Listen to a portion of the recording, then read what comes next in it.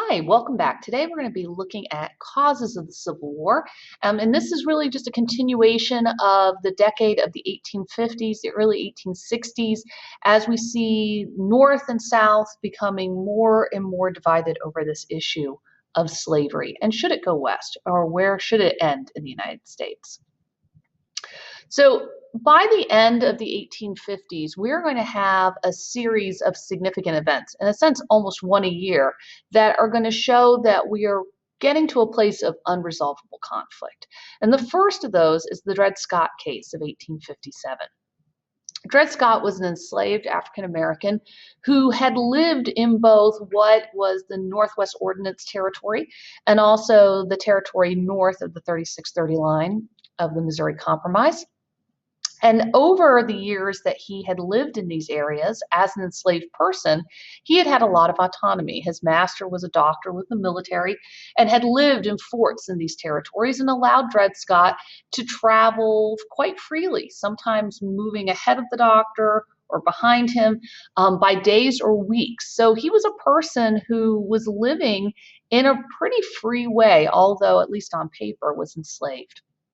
And over the course of 10 years, he had lived in areas that slavery had always been prohibited in. So by the early 1850s, when his master dies, Dred Scott is considering what can he do about seeking his freedom, because he was not manumitted upon his master's death. And this becomes a more and more contentious issue because by the early 1850s, Dred Scott is married, he has a wife, he has two daughters. The widow of his master is looking to remarry, and he believes that with that new marriage, he could find his family broken apart, sold on to slavery, even further away. So he decides to seek legal action, and through the Missouri court system, he goes from court to court, sometimes winning his freedom, other times having that appealed. And in part, where it was appealed because there were concerns that this was going to stipulate some type of court precedent that would then empower literally millions of people to pursue this idea that they could sue for their own freedom. Eventually, this case will reach the Supreme Court. And when it does, the nation is waiting to see, will there be a branch of the national government that will come on the side of either the abolitionists or the pro-slavery faction? Justice Roger Taney and 6 other members of the court either were slave owners or came from families that owned slaves. So the idea that they would be considering creating case law in which potentially millions of people could be freed was probably outside really any kind of sense of actuality. But nevertheless, Dred Scott's case is one in which people are concerned, are we going to have a definitive answer about slavery? And is that going to serve the interests of the free states, or is it going to serve the interests of the slave states? Dred Scott's case is not decided in his favor. In fact, Dred Scott not only does not gain his freedom, but the case law that's established is one in which millions and millions of other people will also be impacted, including people who are of color but not enslaved. The Taney court decides 3 things. The first one is that they took the case, meaning that Dred Scott might have had some kind of standing, only to rule that ultimately he didn't have standing, that he, any person of African descent, free or enslaved, was not a citizen of the United States, and therefore could not sue in a court of law in terms of any kind of restitution of rights or freedoms. They also upheld that the Fifth Amendment does protect the property rights of slave owners, and even when slave owners go and live in areas where slavery is prohibited, their property does not cease to be theirs. That only the concept of eminent domain, when the national government, state government, or local government is able to take one's property and reimburse the owner because there is some civic good in claiming that property, Those are the only times when you see Fifth Amendment rights or protections of property go away. And then the last one was that Congress cannot prohibit slavery anywhere in the U.S. And the two instances where Congress has done this, with the Northwest Ordinance of 1787 and the Missouri Compromise of 1820, in both cases, they have acted in ways that are unconstitutional. And this creates all sorts of unanswered questions. Does that mean a state like Ohio, that was part of this Northwest Ordinance, that because slavery was prohibited by Congress then, that becoming a free state doesn't apply now, that maybe popular sovereignty or something else is going to have to decide whether or not this remains a free state? There were no answers to that. And what we see is that for those who believed that slavery needed to not go west, and for those who believed that slavery needed to end in the United States, they lost on multiple fronts in this case. It also demonstrated for the American people that at the national level, every branch had kind of abdicated any responsibility about this question of abolition. We certainly have no leaders in the executive branch. We have a revolving door of presidents between 1837 and 1860. We see that Congress now, according to the Supreme Court, isn't empowered to prohibit slavery anywhere. And the Supreme Court has obviously decided on the side of those who own slaves and not on the individual slave and their freedom. All of these things are leading us closer to the Civil War. Within a year, we are going to see a state race for Senate that will take on a national interest and ultimately become essentially practice for what will be the presidential contest of 1860. The American public will get to know Lincoln through something known as the Lincoln-Douglas debates. So Stephen Douglas, as you know, was the senator of Illinois. He's the architect of the Compromise of 1850. As well as the Kansas-Nebraska Act, someone who has theoretically put forth to the country this idea of popular sovereignty. And as the years have gone by, people have begun to see what are the downsides to popular sovereignty, especially in the terms of violence that was seen in Bleeding Kansas. Abraham Lincoln was a member of the House of Representatives back in 1846. He voted against the Mexican-American War, and in doing so, in the next election, he found himself out of office and returned back to his law practice in Illinois. He became disillusioned of the Whig Party when in 1848 they selected Zachary Taylor to be their presidential candidate, who had no political career, had probably never even voted, was not a part of the Whig Party, and owned slaves. And for those who did believe in abolition, or certainly no slavery in the Mexican Secession, the idea that their party's candidate for president would be a slave owner was a problem. And Lincoln pulled away from the Whig Party, became interested in what was known as the Free Soil Party, again, which is not an abolitionist party for the purposes of seeing slavery end everywhere across the United States, but it was based on this idea that wherever you had enslaved labor, it devalued free white labor. And therefore, you did not want to see enslaved labor be allowed in the Mexican Secession. And then there's also a third party, the Nativist Party, or that American Party, that's really concentrated in cities like New York and Boston, that want some kind of national law that is going to prohibit or limit Irish immigration. All three of these factions, wherever you had people who had an interest in seeing slavery not go west, and even the anti-Irish members of the Nativist Party believed that slavery was an issue. These people will get brought together to form a new party in 1856, the Republican Party.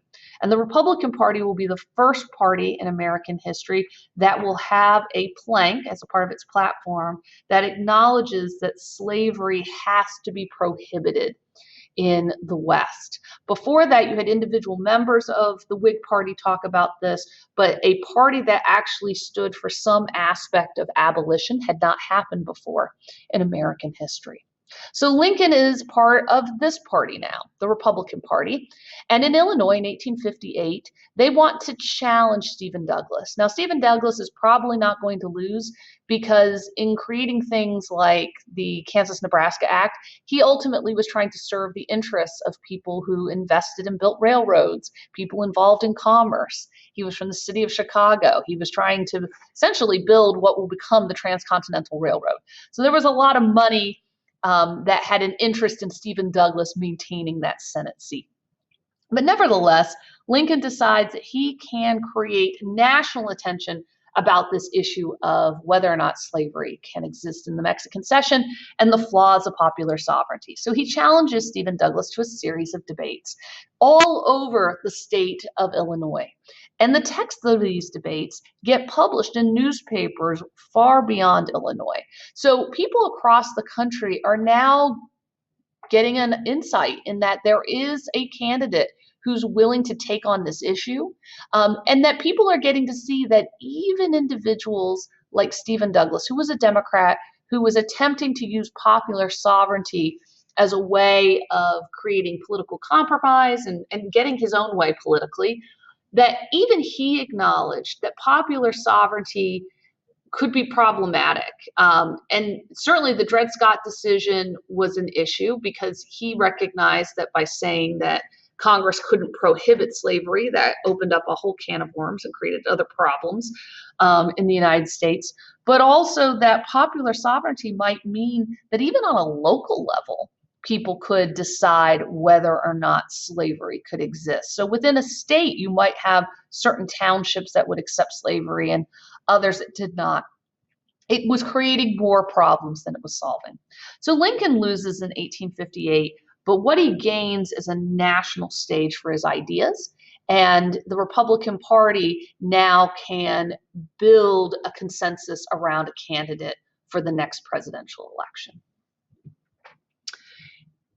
In the year before we have the election of 1860, we will have a return to violence, much in the way that we saw with Bleeding Kansas, and that will be John Brown's raid at Harper's Ferry. If you remember, John Brown was essentially an itinerant preacher. He did not have a formal church community, but he and his sons and others of his flock traveled out to Kansas in 1855, and by 1856 were involved in a retaliatory strike against a pro-slavery community at Pottawatomie Creek, where they killed 30 pro-slavery individuals because they believed them to have created a raid and killed several abolitionists earlier on in Kansas. John Brown and his followers, they are never criminally prosecuted in Kansas. They flee the territory and they go on to plan what they believe will be needed to ultimately end this issue of slavery. Out of the Dred Scott decision, John Brown and his followers become convinced that the only thing that will abolish slavery in the United States is a holy war. And you can see in my picture in the lower right portion of my screen, our artist here has painted John Brown in the last minutes of his life, making him look rather Moses-like. He's actually even given him a darker complexion. He was a white man, but he's kissing an enslaved child. His mother is holding him. But for John Brown and what he does at Harper's Ferry, he and his followers attempt to attack a federal arsenal, which held weapons and ammunition, with the idea that if they did this in a southern state where there was a large slave population nearby, they then could create an armed rebellion and set off what would be a war, but one in which enslaved people would have the tools by which they could fight for their freedom. In October of 1859, when the raid goes into effect, it lasts only about 48 hours. John Brown and his followers are able to kill several guards at Harper's Ferry. They gain a temporary control of the fort, but are very quickly surrounded and eventually have to surrender. And the national government decides that John Brown probably should have been prosecuted at an earlier time and was not, and that there could be potentially thousands of other people who might act in John Brown's stead. And so they wanted to send a clear message to those who believed violence was the only option, that they would be prosecuted and executed for committing such an act. And within 10 weeks of this raid at Harper's Ferry, John Brown is the first of these conspirators to be tried, convicted, and executed publicly. As a part of his execution, unfortunately, it does not make him a warning to those who might seek a similar outcome to trying to end slavery. It actually makes him a martyr. There are poems written about him. They're even set to music during the early years of the American Civil War. There'll be young abolitionist men who will join the fight. They will sing these songs about John Brown and believe that they are carrying on his good work, that he died for a righteous cause. So unfortunately, Harper's Ferry, the message isn't that John Brown was wrong and that people should not act in this way, but that he just was not able to fulfill what was his ultimate goal.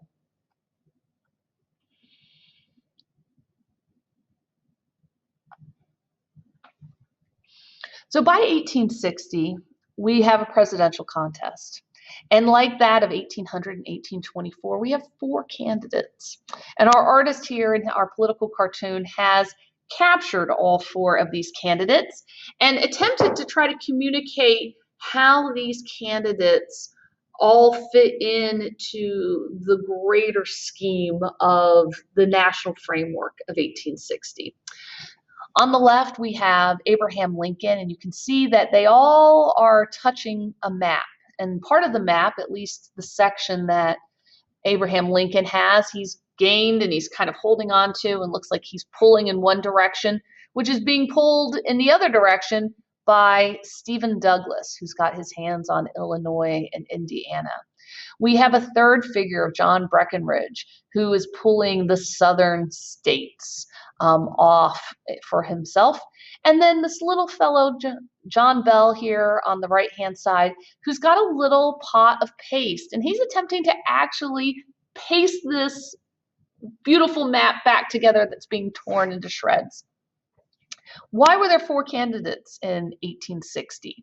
Well, for the Democratic Party, pro-slavery advocates in the South had tired of Stephen Douglas. They believed Stephen Douglas was a Democrat in many respects, but certainly not one in terms of being a pro-slavery advocate.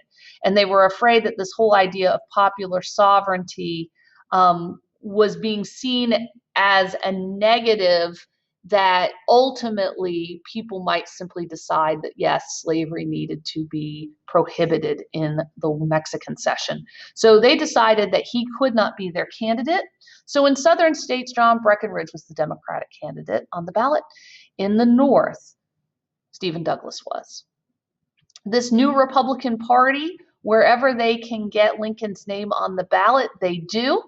Lincoln, unfortunately, in 11 states did not appear on the ballot. He could not gain enough signatures to be on it. So in southern states where they saw John Breckinridge as their candidate for the Democratic Party, they would have seen his opposition as John Bell, who was from Tennessee and tried to create something called the Constitutional Union Party, with this desire that there might be a way of keeping the country together, whether that was attempting to draw a 36-30 line clear across the old Louisiana Territory all the way to the Pacific, or having some sort of national referendum on slavery.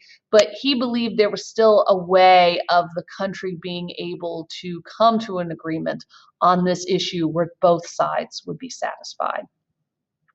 In the actual election of 1860, we see that the person who will be able to gain the most votes and ultimately prevail will be Abraham Lincoln. Abraham Lincoln had an advantage. Although he did not appear on the ballot in states like Georgia and Texas, where he did appear on the ballot and did gain the most votes were in states that had large populations and therefore a large number of electoral votes. So states like Ohio, Pennsylvania, New York, Massachusetts will greatly help Lincoln be able to, although he only wins about 60% of the vote, he is going to get the most electoral votes, and enough so that he will become president in 1861.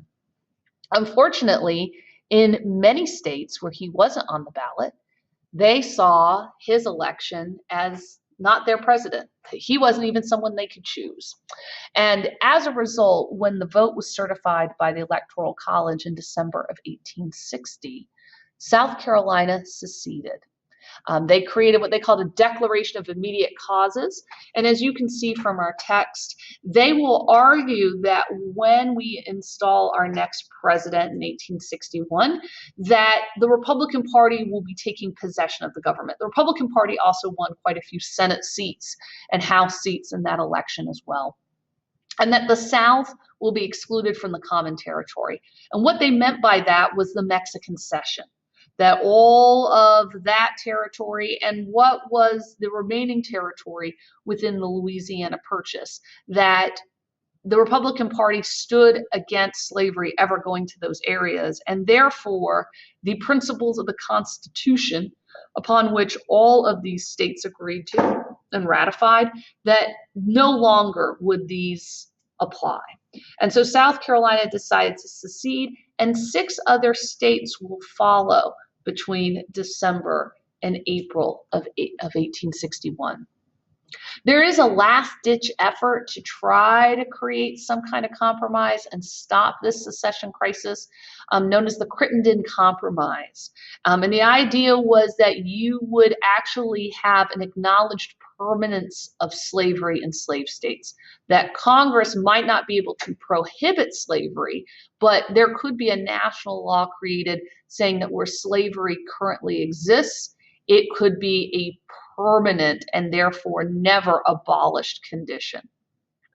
Also reinstating the Fugitive Slave Act and drawing that Missouri Compromise line clear across the nation. But there were all kinds of problems with this. That line would actually be bisecting the lower third of California, and California was a free state. The Crittenden Compromise, it was an idea, but it had no legs and it went nowhere.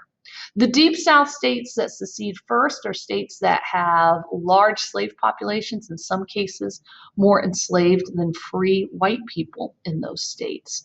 And by April of 1861, the nation is looking at this issue and saying, well, secession, at least on the part of southern states and those who were pro-slavery advocates elsewhere, it seemed to kind of make sense.